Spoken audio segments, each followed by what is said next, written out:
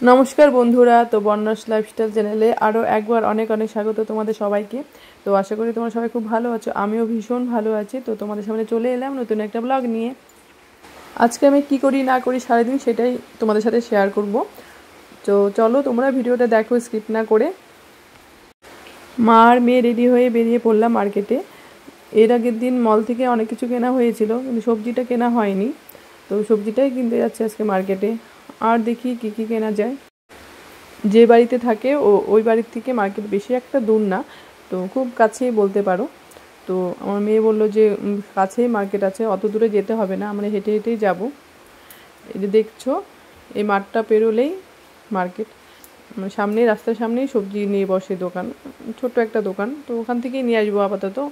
ওদিকেও আছে, তো ওদিকে যাব না। সকাল থেকে বৃষ্টি পড়ছিল একটু হালকা, তো আমরা ছাতা নিয়ে আসিনি।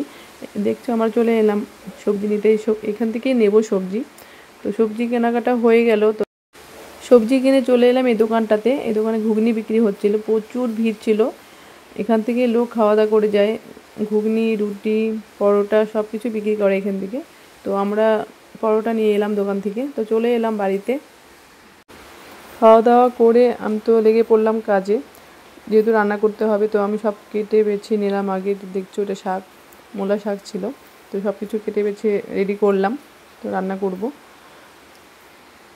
রান্না করার আগে ভাবলাম ঘরটা ঝাড় দিয়ে তারপর রান্নাটা করি।